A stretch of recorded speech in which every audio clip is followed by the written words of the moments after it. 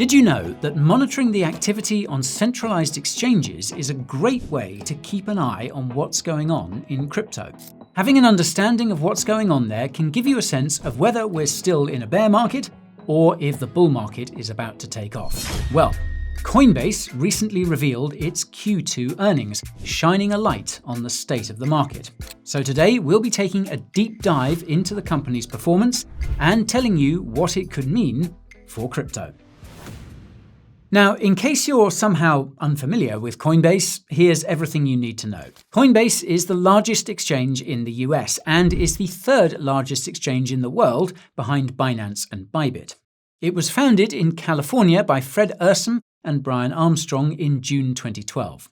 Fred left in 2017 and Brian continues to serve as CEO. Coinbase's user-friendly approach has made it a favorite for investors, bringing in 8 million monthly transacting users. At the forefront of this approach is its easy-to-use interface, which offers a smooth experience when compared with many other clunkier alternatives. Coinbase also offers some great products and services to help users integrate crypto into their everyday lives. Not only do these benefit the consumer, but they also help Coinbase to generate revenue. For example, there's the Coinbase card, which gives you a convenient way to spend crypto in the same way you'd use a Visa debit card. Coinbase also benefits from this thanks to the 2% flat rate fee. There's also Coinbase Earn, which is its own staking platform, and Coinbase Wallet, both of which also generate fees. Now, while Coinbase has a number of revenue streams, its biggest one is transaction fees. Now, if you've used Coinbase before, you'll know that its fees can be higher than on many other exchanges, which is mainly for two reasons. First, there's the ease of use, which we mentioned a moment ago. Basically, you pay for that simplicity. The second reason is that Coinbase strives to be a market leader in regulatory compliance, which we'll come back to a little later. Another key revenue stream for Coinbase is the fees generated from the custodial services it provides. As a fun fact, Coinbase was chosen as the trusted custodian for 8 of the 9 Ethereum ETF issuers, according to the recently released shareholder report. Other revenue streams, meanwhile, include subscription fees for services like simple and advanced accounts, as well as Coinbase Prime, which is specifically designed with institutional investors in mind. Next, Coinbase also makes money through its partnerships. One of these is a partnership with USDC issuer Circle. For those unaware, Coinbase had a 50-50 partnership with Circle, sharing control of the USDC stablecoin until August 2021, whereupon it relinquished full control to Circle in exchange for a greater revenue share of USDC's reserves and a stake in Circle itself. Now, USDC's revenue generation comes from the assets backing it, which is primarily government debt that earns a yield of around 5% per year, basically passive income.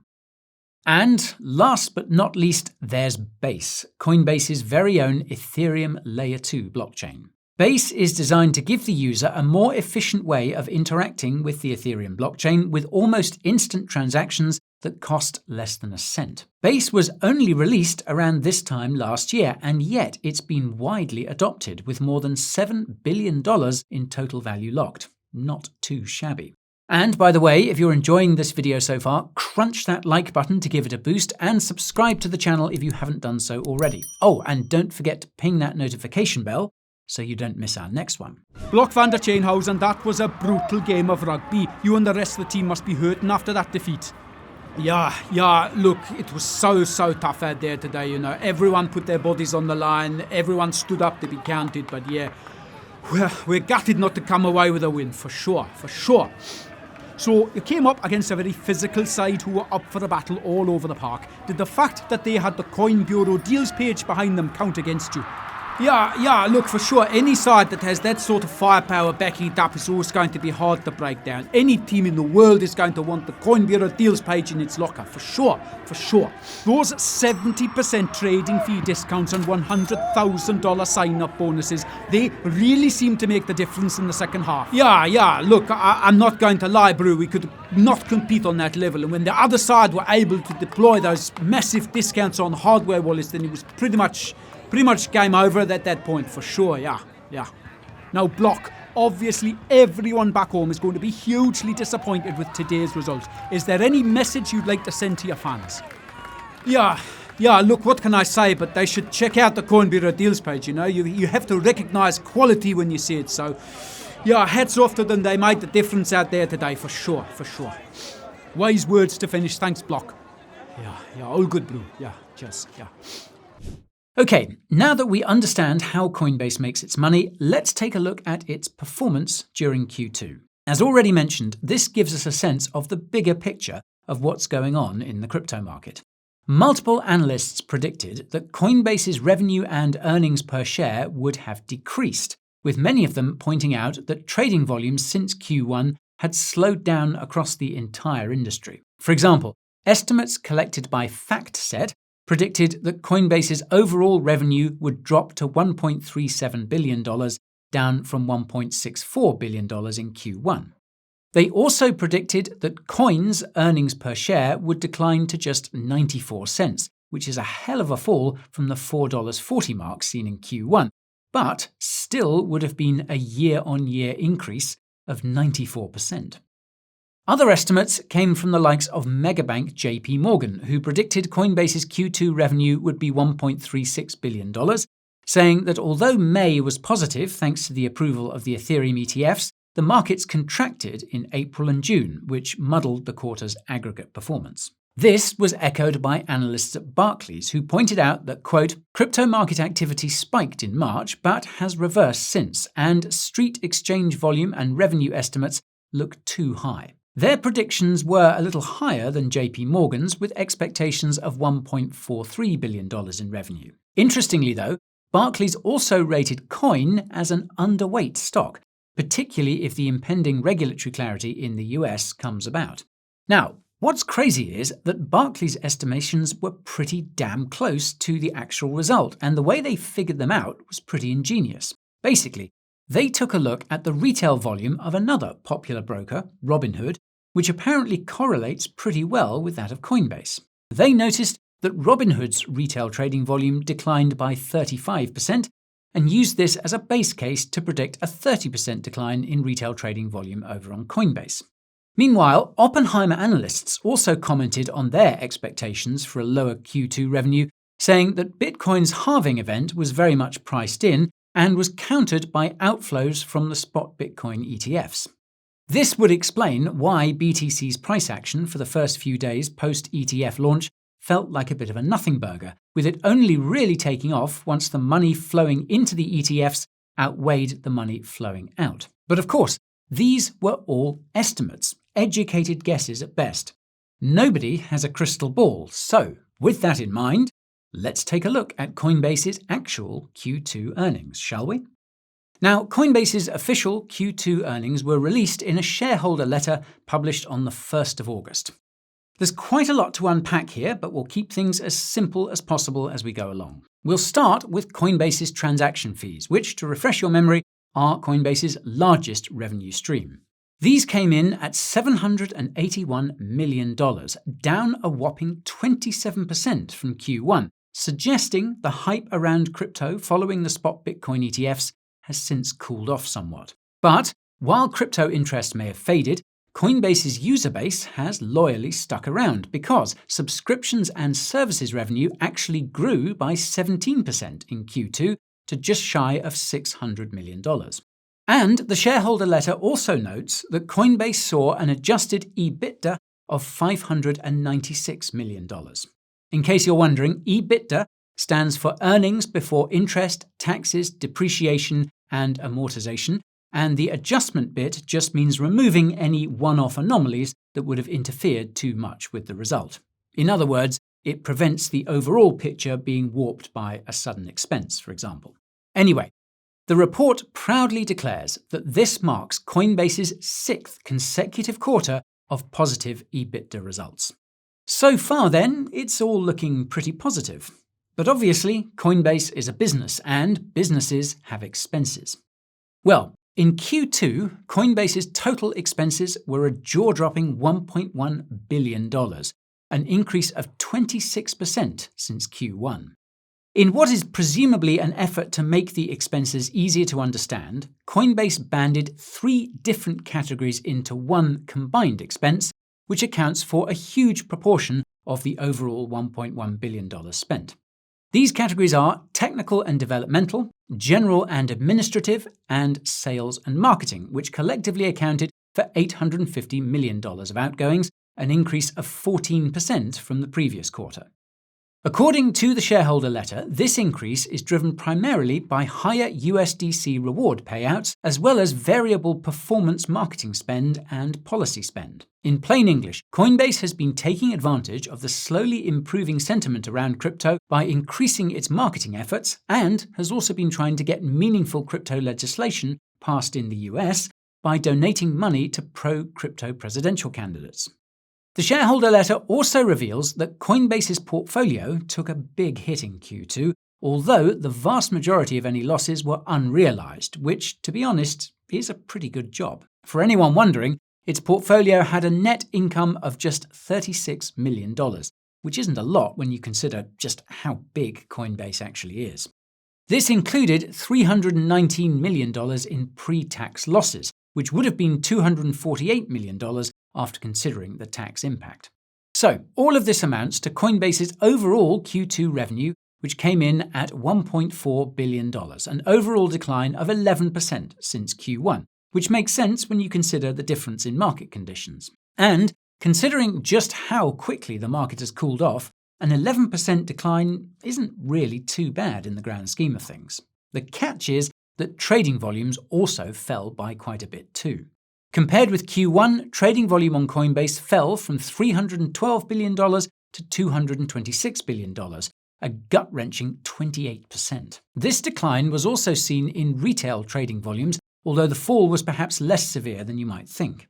In Q2, retail accounted for 16.3% of the overall trading volumes, compared with 17.9% in Q1. The thing is, money isn't always everything, and Coinbase has proven this by making several developments in other areas in Q2. For instance, its continued work to improve the base blockchain's efficiency and bring down costs has seen a 300% growth in the number of transactions processed.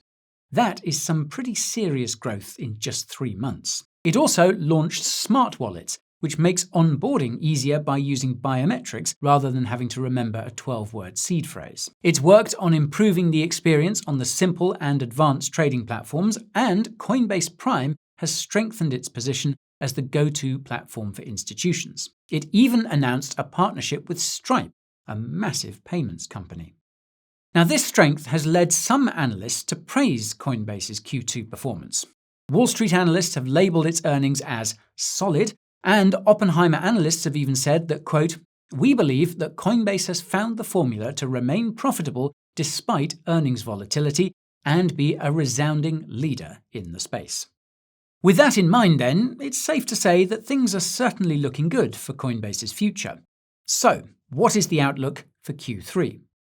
Well, the shareholder report has the answer. The exchange is confident in its continued growth, having taken steps towards further expansion. While it can't predict exactly how much money it'll be bringing in throughout the third quarter, there are a few predictions it can make, particularly when it comes to expenses. As you've probably already guessed, these expenses are expected to increase in Q3, but this is for good reason. For one, the company expects the costs associated with both technology and development, as well as general and administrative, to increase to somewhere between $700 and $750 million. That's because Coinbase's expansion, particularly within international territories, will require a larger headcount, which means not only more salaries being paid, but also more stock-based compensations being handed out. Sales and marketing costs are also expected to increase to somewhere between $160 and $210 million as the company looks to increase its reach through advertising, mainly online. There are also a few predictions given for some revenue streams. One of these is transaction revenue, which Coinbase expects to be around $210 million. They also predict that revenue from subscriptions and services will be in the ballpark of $530 to $600 million. The shareholder letter highlights that this range reflects modest headwinds for the crypto market, which some would say is a bit of an understatement. The range also includes the expectations that the Federal Reserve will cut interest rates in September, as well as an increase in USDC expenses to help drive its global adoption as the most compliant stablecoin. In case you weren't aware, USDC is the first stablecoin to be compliant with the EU's MiCA bill, which puts major restrictions on the use of stablecoins in the European Union. On that note, Coinbase also highlights that crypto has become a bipartisan issue in the US, saying that, quote, "There is real energy within both the House and the Senate to pass meaningful legislation." Coinbase has also said that it will continue to donate money to policy and will continue to support standwithcrypto.org, an online campaign which now has more than 1.3 million advocates worldwide, many of whom are in swing states in the US. Coinbase also highlights that the approval of the spot Ethereum ETFs is a big step towards the promised land of regulatory clarity in the United States, saying that, quote, "This confirmed what we have been saying for years. ETH is not a security." Respect. Then there's also the continued donations that we mentioned earlier. You've got to give credit where it's due here. No matter where you fall on the political spectrum, there's no denying that Brian Armstrong has been at the forefront of putting crypto regulation in the US in the spotlight. And given just how politicized crypto has become in recent months, it's fair to say that Brian has played a key role in these developments. So then, what does all this mean for the broader crypto market? Well, there are a few things we can determine from Coinbase's success. The first and most obvious point is that its planned expansion suggests that it's bullish on crypto's near-term future. And if Brian continues to play his part and the US finally makes it clear what the rules are, then crypto will see a tidal wave of investment coming from institutions. When that happens, Coinbase is set to benefit massively. The concern in the meantime is that retail trading volume that we mentioned a moment ago. But thankfully, there is a caveat here. As you can hopefully see on this chart, trading volumes have been rising since Q3 of last year. Most of this has been institutional investment, but notice anything else? Yep, you can clearly see that retail volumes are also increasing each quarter. Retail crypto trading volume could increase even more if reasonable crypto regulations are passed, as that would mean that Coinbase would be able to list more of the kinds of altcoins that retail investors want to trade. And as a cherry on top, this would boost Coinbase's overall earnings due to the increased trading fees, boosting its stock, and the overall sentiment towards crypto on Wall Street.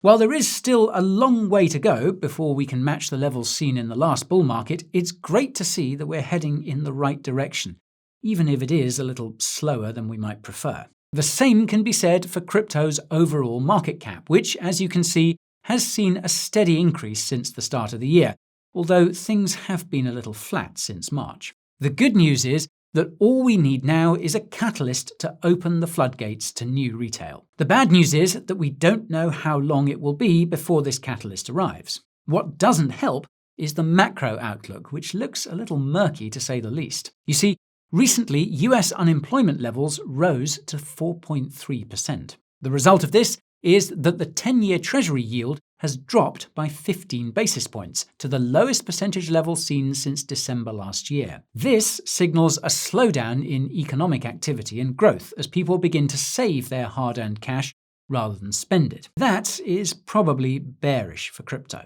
Meanwhile, the Federal Reserve is expected to lower interest rates in September, and it's estimated that rates will fall by as much as 50 basis points, which would be bullish for crypto. Alongside all this, there's the ongoing presidential campaign in the US as former President Donald Trump takes on Vice President Kamala Harris, who seems to have become the new Democrat nominee overnight. Since Harris took over, the polls have been flip-flopping between her and Trump as the likely winner of the November election. At the time of shooting, it's Harris who has a slight lead. Now this means uncertainty, something that markets don't like. That's simply because, while Trump has proven himself to be pro-crypto in recent months, he's also a divisive figure, to say the least. Meanwhile, Harris has been scoring points due to being a much less divisive figure, but hasn't really shown a clear stance on crypto. If you watched our video on who would likely replace Biden, you'll know that Harris hasn't exactly been very vocal on crypto, but this could change with the right donations. And in that sense, crypto still has hope, because it'll most likely be Brian Armstrong who will be there to save the day, even if it does mean making even more donations to clueless politicians who, let's face it, are more interested in your vote than anything else. But hey, if anyone can point them in the right direction, it's Brian. Remember folks, not all heroes wear capes. Okay, that's all for today's video, but what did you think? Did we miss anything important out? Let us know in the comments. We love hearing from you. If you enjoyed this video, show it some love by hitting that like button. Subscribe to the channel if you haven't already, and ping that notification bell so you don't miss our next one. If you know someone else who would love content like this, then take a second to share this video with them. Thank you all so much for watching. We hope you enjoyed it. This is Guy, over and out.